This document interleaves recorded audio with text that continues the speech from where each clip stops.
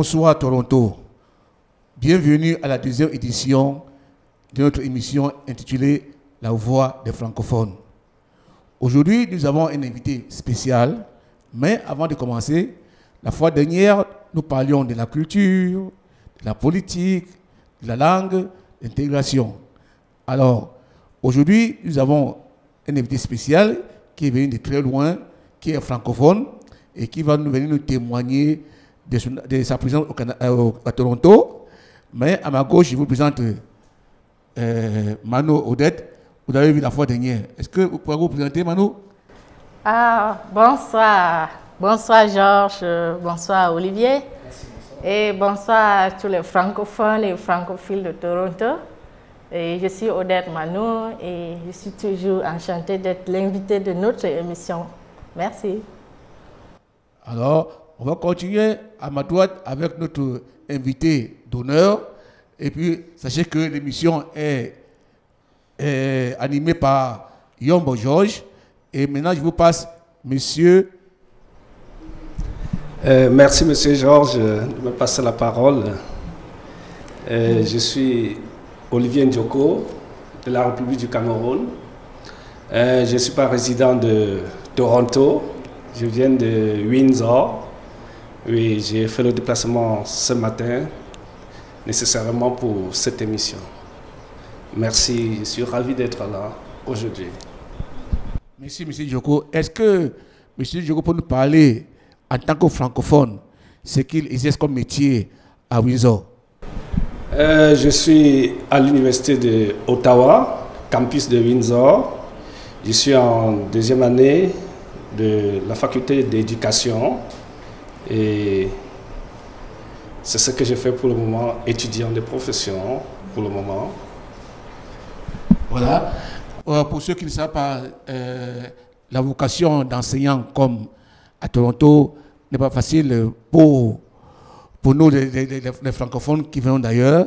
C'est pourquoi parmi d'entre nous, moi spécialement, j'ai eu beaucoup de difficultés pour trouver un emploi à temps plein à Toronto, mais ça ne veut pas dire que d'autres n'ont pas la chance. Mais comme M. Djoko, je lui souhaite bonne chance de terminer son programme et que ce qu'il sait, il pourrait trouver un emploi pour relever sa vie. Tout le monde est partant, mais ce n'est pas tout le monde qui est retenu. Alors, c'est pour cela que je souhaite à M. Djoko de poursuivre ses études, de ne pas se décourager, de ne pas écouter ce que les gens disent, parce que chacun pour soi, Dieu pour tous. Et on dit souvent, chacun s'assoit, Dieu le pousse. Donc, c'est pour ça que c'est mon seul conseil que je peux donner à mon frère. En tant que francophone qui vit hors de Toronto et qui a des défis, Et en dehors de l'enseignement, il fait quoi? il y a des défis à relever. Surtout que bon, la température du côté de Windsor n'est pas comme celle de Toronto. Mais je souhaite vraiment bonne chance à notre frère de persévérer, de continuer à faire ce qu'il a à faire et puis revenir peut-être nous trouver ici à Toronto pour relever notre façon d'agir comme les francophones. Alors, je vais passer aussi la question à notre chère Odette. Depuis la semaine dernière, qu'est-ce que vous avez observé après notre première édition? Oui, après la première édition, je me suis dit, mais tiens, si on donne la parole aux francophones de pouvoir s'exprimer devant une télévision, ça veut dire que c'est déjà une bonne chose. Parce que c'est toujours ce qu'on dit, c'est pas facile d'évoluer ici en Ontario en tant que francophone. C'est très difficile parce que même avec des diplômes qu'on a, lorsque vous voulez chercher du boulot, on vous demande do you speak English? Alors que les gens qui parlent anglais, on ne leur demande pas do you speak French?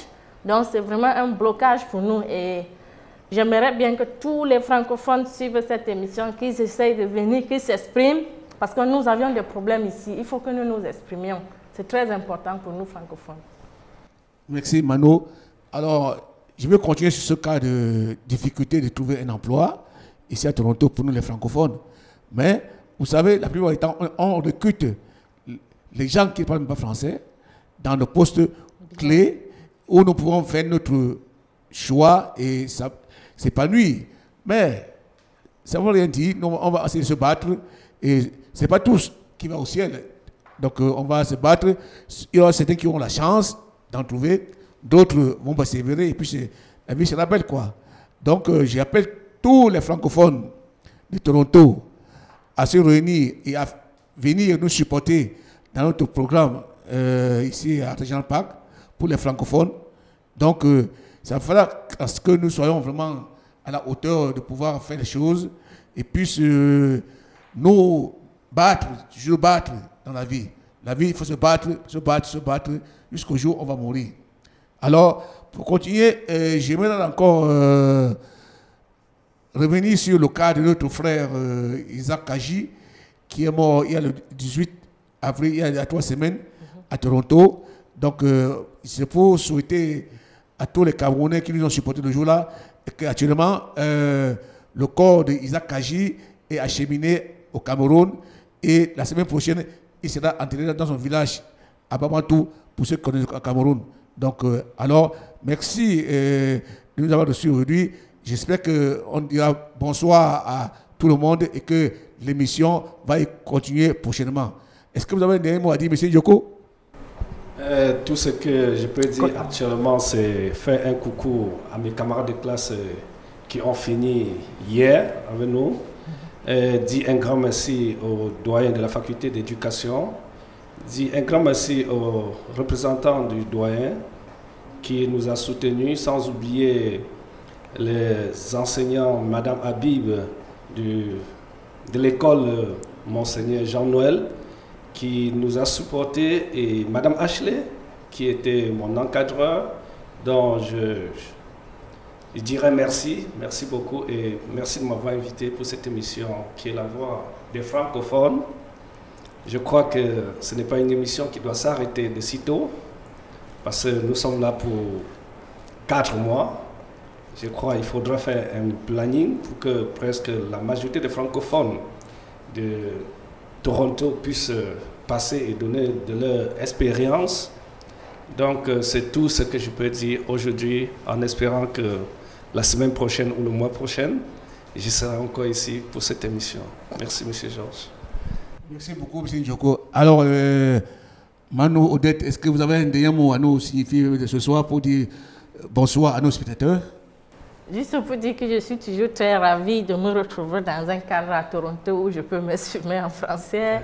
Et je souhaiterais que cette émission dure, que nous ayons beaucoup d'invités et que tous les francophones viennent s'exprimer. On a besoin. Donc, c'est toujours agréable d'être là. Merci. Merci beaucoup. Donc, alors, il faudra que tous les francophones écoutent notre appel. On veut que vous veniez ici, au 38 Regent Street, à Toronto, derrière les sapeurs-pompiers. Venez vous exprimer. Venez parler ce que vous voulez. Comme ça, au moins, on saura qu'il y a les francophones à Toronto. Merci beaucoup et bonne soirée. Alors, nous appelons tous les francophones à venir nous rencontrer pour soutenir notre émission. Nous avons besoin d'eux pour que ça puisse vivre. Sans eux, là, notre émission ne vivra pas. Donc, c'est pour cela que j'appelle tous les francophones de Toronto de nous venir supporter avec des idées, des discussions, des émissions. Merci beaucoup. Bonne soirée. Bye.